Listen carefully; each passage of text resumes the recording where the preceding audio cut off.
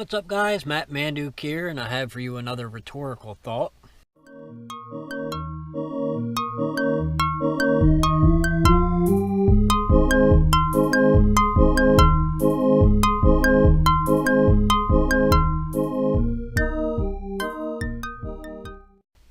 This one's about synthetic oil versus regular oil.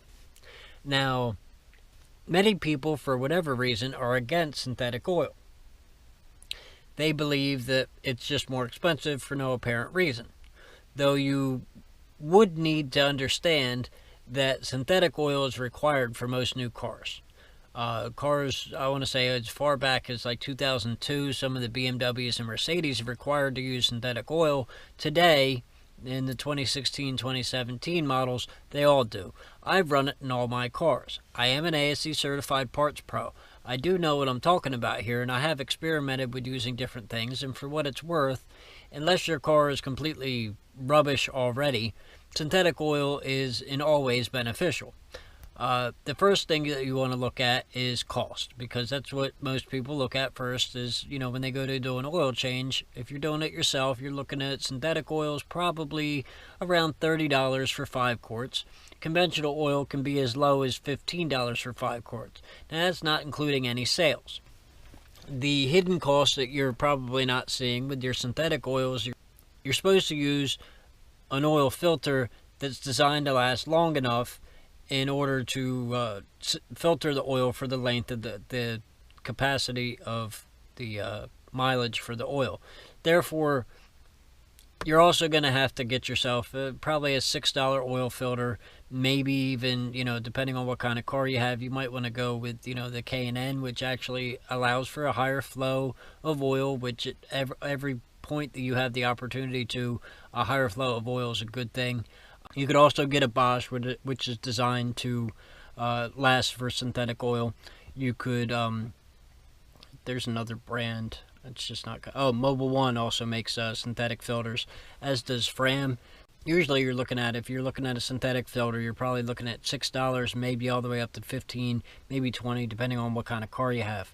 But what you need to know about synthetic oil filters is they're designed to last 10 to 15,000 miles, whereas a regular oil filter is only designed to last 3 to 5,000 miles. Now, in prior years, in older cars were only designed to go 3,000 miles before you get an oil change. And many older people still believe that new cars require such a thing. But if you're putting synthetic oil in, at most, all you should have to do is every 5,000 miles. However, synthetic oil is designed to do 10,000 miles, so you could actually get away with that. And there are some synthetic oils like Mobil 1 Extended Performance, and I think it's Castrol Syntec Gold or Platinum. I don't know. It comes in a gold can. They are designed to do 15,000 miles. Generally, if I'm running an oil that is designed to be changed every 10,000 miles, I check my oil at 5,000 miles to make sure no extreme conditions have caused it to burn down, and then I might even change it at 8 if I am driving extremely, or sometimes I'll wait until 10. The upsize to synthetic oil beyond the capacity of the mileage that it's made to go is also that it's capable of, a lot of new cars require different weights that are not possible in conventional oils. In other words, stuff like 520 is kind of rare for a conventional oil, but it's not uncommon for synthetic. And then for synthetic, they can go as low as 0.20 or 0.50 or any of that stuff, so which require, can actually heats up at a quicker rate. I am actually going to do an episode that explains how the viscosity numbers work on oil, but that'll be separate. The next thing you want to look at as far as the oil is concerned, synthetic oil not only is designed to last longer and can hold more heat, but because it promotes a lower resistance within the engine, it can actually give you better fuel economy.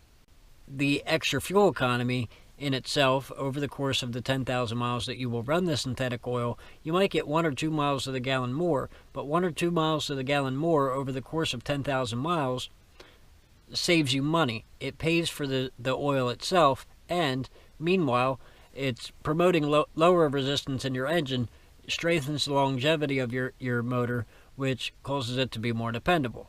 Because you're lubricating between the valves better, you're actually strengthening the longevity of the top end of your motor. You're also getting a better lubrication between the pistons and the cylinder walls, which allows for better bottom end longevity.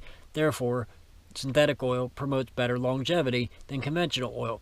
On top of that, you're also looking at that if you change your oil every 5,000 miles with conventional oil, and you change your oil every 10,000 miles with synthetic oil, you're actually, if your conventional oil costs you if your conventional oil costs you $15 and your synthetic oil costs you $30, then you pay for itself in the lack of the middle oil change, as well as the lack of labor, because nobody really enjoys doing this stuff. And if you really do enjoy doing your stuff, by all means, get yourself a job doing this stuff, because there's a lot of people that don't enjoy doing this stuff. I don't mind doing it for my own vehicle, but I don't really like doing it for anyone else unless you're directly related and need the help. So anyway, that's a little bit of rhetorical thought for you on synthetic oil. I hope you enjoyed it, and thanks for watching. If you like this, go ahead and subscribe. I got plenty more coming for you. I am full of all kinds of information, and there's always things that are coming to my attention that are noteworthy enough to give to you. If like I said, if you enjoyed this, go ahead and like it, click the subscribe button, and I'll check you guys out next time.